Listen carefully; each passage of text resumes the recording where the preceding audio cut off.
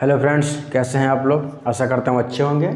तो दोस्तों, मैं नवनीत यादव फिर हाजिर हूँ आप लोग के सामने एक नए वीडियो के साथ। वो हमारा वीडियो जो है वो भूगोल टॉपिक पर है। आज का हमारा टॉपिक जो है वो है पृथ्वी की आंतरिक संरचना। ठीक दोस्तों, आज हम जानेंगे कि पृथ्वी जो हमारी ऊपर से इतनी हरी भरी दिखती है, आखिर अंदर कैसी है, इसमें कैसी स्थलाकृति इसके अंदर पाई जाती है। ऊपर से तो हमें पता है पहाड़ पर्वत वगैरह पाए जाते हैं, लेकिन एक्चुअल में पृथ्वी के अंदर क्या है, उन सब के बारे में आज हम जानेंगे और साथ ही उन सब पॉइंट्स को भी जानेंगे जो एग्ज़ाम्स में पूछे जाते हैं। ठीक, तो दोस्तों, हमारी पृथ्वी अंदर किस तरीके से है, इसका पता लगाने के लिए हमारे वैज्ञानिकों ने कई प्रयोग किए, कई चीज़ों को आधार माना, जिसमें भूकंप, ज्वालामुखी, ताप, दबाव, घनत्व आदि चीज़ों का उपयोग करके हमारी पृथ्वी के अंदर की चीज़ों को समझा। ठीक दोस्तों, उस पृथ्वी के अंदर की चीज़ों को जानने के लिए पृथ्वी अंदर से कैसी है, उसके लिए हम पहले पृथ्वी बना लेते हैं। दोस्तों, ड्राइंग तो हमारी बहुत अच्छी है नहीं, ठीक है, फिर भी कोशिश करेंगे। ठीक, ये हमारी मान लिया पृथ्वी हो गई माना। ठीक, ये पृथ्वी हो गई।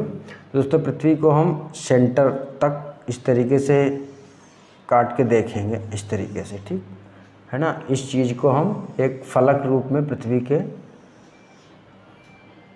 काट लेते हैं, है ना। तो इसी को हम यहाँ इस तरीके से बना लेते हैं। इसी आकृति को हम अलग यहाँ पर बना लेते हैं, खूब बड़ी सी। ठीक, इस तरीके से ये बना ली हमने, खूब बड़ी सी बना ली। ठीक, ये बन गई। दोस्तों, पृथ्वी पर जैसे वायुमंडल में हमारे कई परतें पाई जाती हैं। मैंने पिछले वीडियो में बताया था कि क्षोभ मंडल, ठीक है, समताप मंडल, आयन मंडल, बहिर्मंडल, इस तरीके से। वैसे पृथ्वी के अंदर जाने पर भी हमें कई प्रकार की परतों का सामना करना पड़ता है, कई प्रकार की परतें देखने को मिलती हैं। ठीक, तो कौन कौन सी परतें हैं उनके बारे में पहले जानेंगे। तो दोस्तों, पहले चलो इसको मिटा देते हैं, इधर लिखना पड़ सकता है।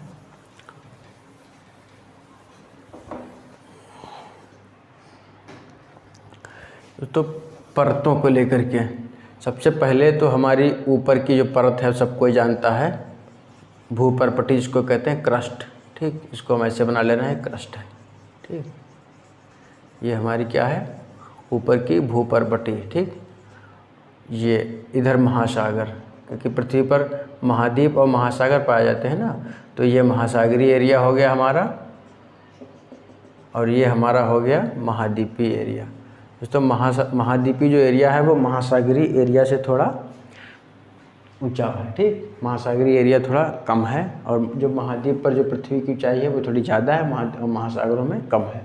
तो ये हमारी है 34 किलोमीटर, एक से लगा करके 1 to 34 किलोमीटर तक पाई जाती है कौन, ऊपरी क्रस्ट। ठीक, और फिर एक टोटल जो क्रस्ट है ऊपर और इनर क्रस्ट, वो टोटल पाई जाती है हमारी 100 तक, यानी कि 100 किलोमीटर तक। ठीक, तो 100 किलोमीटर का मतलब 34 से लगा करके 100 किलोमीटर तक। इधर लिख देते हैं, इधर लिखते हैं इसको क्रस्ट।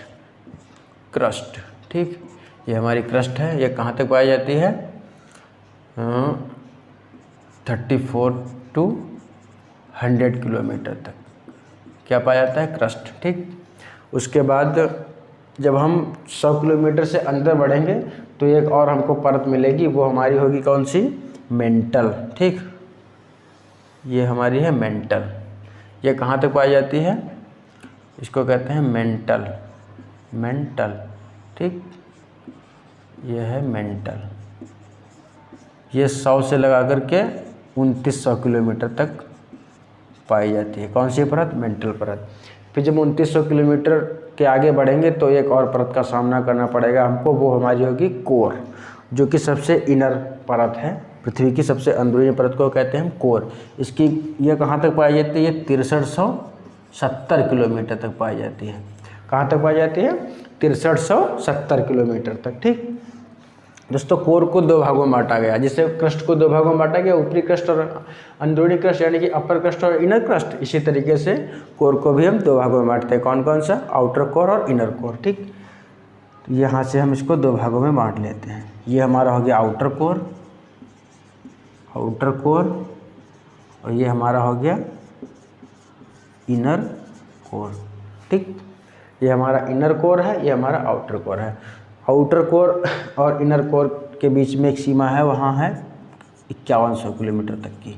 ठीक, आउटर कोर 2900 से 5100 किलोमीटर तक पाया जाता है और 5100 किलोमीटर से 6370 किलोमीटर तक हमारा इनर कोर पाया जाता है। ठीक दोस्तों, एक से लगा करके 6370 किलोमीटर तक, इसी को हम पृथ्वी की त्रिज्या भी मान लेते हैं। ठीक, पृथ्वी की त्रिज्या, जैसे कि ये गोल पृथ्वी थी, इसको यहाँ सेंटर बिंदु तक हमने काटा इस तरीके से, तो ये त्रिज्या ही तो होगा, ये सब त्रिज्या ही है। तो ये त्रिज्या इसी कितनी है रेडियस पृथ्वी की, तो पृथ्वी की अगर रेडियस पूछा जाए तो 6370 किलोमीटर तक इसकी क्या है रेडियस है। ठीक, त्रिज्या 6370 किलोमीटर, पृथ्वी की रेडियस कितनी है 6370 किलोमीटर। ठीक, अब हम जान लिए हैं कि कहाँ तक कितने किलोमीटर तक कौन सी परत पाई जाती है। अब हम हर परत का इंडिविजुअल तरीके से जानेंगे कि किस परत में कौन से तत्वों की प्रधानता होती है, किस परत का कितना घनत्व होता है, ये सब चीज़ें हम जानेंगे। ठीक, तो सबसे पहले क्रस्ट के बारे में जानते हैं। दोस्तों, क्रस्ट जो है वो सबसे ऊपरी परत है और इसका घनत्व सबसे कम होता है। तो इसकी डेंसिटी कितनी होती है, इसकी डेंसिटी, ये क्वेश्चन आता है इस तरीके से, इसकी डेंसिटी जो है वो हमारी होती है 2.902 3.75 तक। ठीक, 3.75 तक होती है किसकी, इसकी क्रस्ट की क्या डेंसिटी। ठीक, और इसमें किन किन तत्वों की प्रधानता होती है, इसमें हमारी सिलिका और एल्यूमिनियम। ठीक, इसकी सिलिका और एल्यूमिनियम तत्व की प्रधानता होती है, इसीलिए इसको क्या कहते हैं हम, सियाल भी कहते हैं। ठीक, इस तरीके से क्वेश्चन सियाल भी दे देते हैं, सिलिका एल्यूमिनियम की जगह पर सियाल दे देते हैं। 4 ऑप्शन देंगे, उसमें सियाल एक ऑप्शन होगा। पूछेंगे कि ऊपरी क्रस्ट में किन तत्वों की प्रधानता है, तो आप उसको सियाल लगा करके सही करते हुए आगे बढ़ जाएंगे। ठीक, ये हमारा हो गया क्या।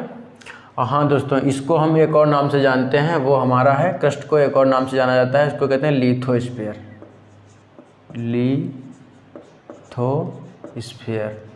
लिथोस्फीयर इसको कहते हैं, किसको, ऊपरी क्रस्ट को लिथोस्फीयर भी कहते हैं। ठीक, LITHOSPHERE, लिथोस्फीयर। ठीक, किसको, ऊपरी क्रस्ट को हम लिथोस्फीयर के नाम से भी जानते हैं। ठीक, उसके आगे जब हम बढ़ेंगे तो मेंटल। ठीक, मेंटल जो परत है उसमें कितना घनत्व होता है, मेंटल की जो डेंसिटी होती है, मेंटल की डेंसिटी जो होती है वो होती है 3.575 से 4.75 तक। ठीक, इसकी डेंसिटी होती है ना। और इसमें किन तत्वों की प्रधानता होती है, इनमें जो है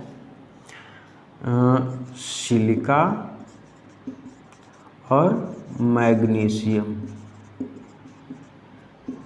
ठीक, सिलिका और मैग्नीशियम की प्रधानता होती है, इसलिए इसको हम क्या कहते हैं, सीमा भी कहते हैं। ठीक, और इसको हम किस नाम से जानते हैं, इसको एक और नाम से जानते हैं, वो है पायरोस्फीयर। इसको हम पायरोस्फीयर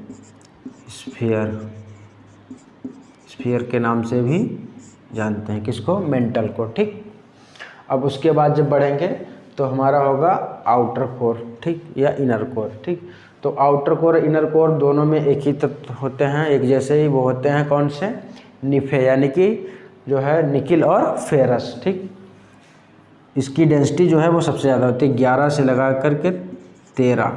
ठीक, 11 से 13 डेंसिटी होती है इसकी, है ना।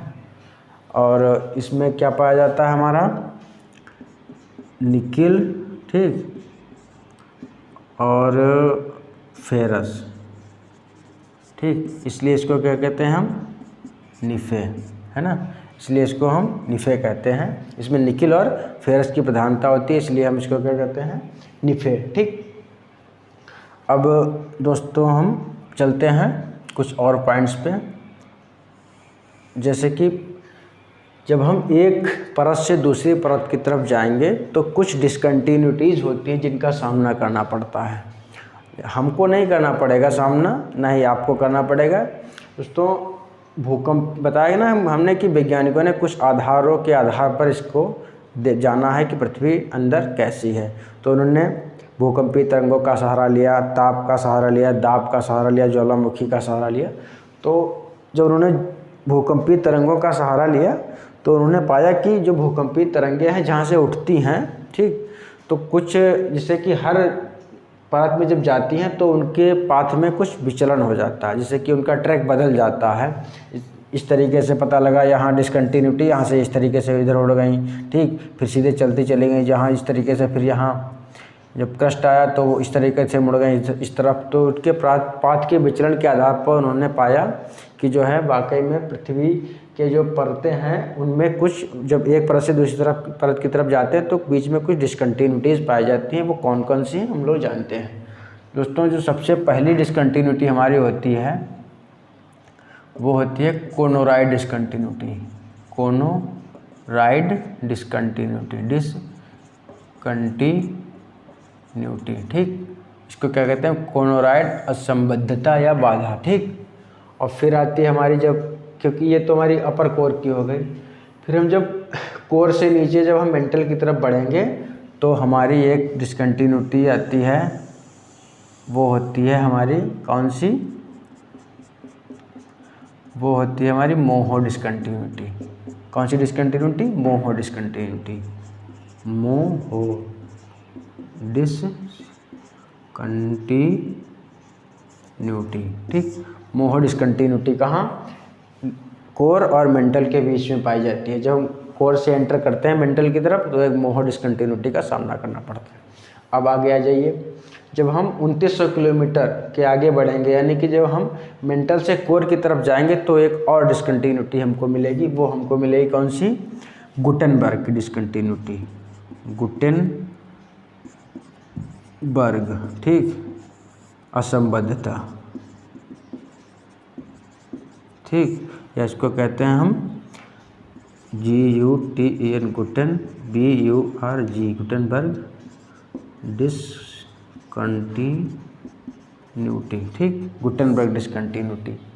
अब फिर उसके हम नीचे बढ़ेंगे, आउटर कोर और इनर कोर के बीच में भी एक डिसकंटिन्यूटी पाई जाती है। वो हमारी होती है कौन सी, लेहमन डिसकंटिन्यूटी। कौन सी, लेहमन डिसकंटिन्यूटी, ठीक, कंटिन्यूटी, ठीक, लेहमन डिसकंटिन्यूटी कहाँ, outer core to inner core की तरफ पाई जाती है, ठीक। ये तो हो गए हमारे जो है परतों के आधार पर जो कितने भागों में वर्गीकृत किया गया है पृथ्वी को, कौन कौन सी परतें पाई जाती है वो, और हर परत का एक अपना अलग प्रॉपर्टी है, वो हो गई, ठीक। अब हम कुछ चीज़ें और जान लेते हैं।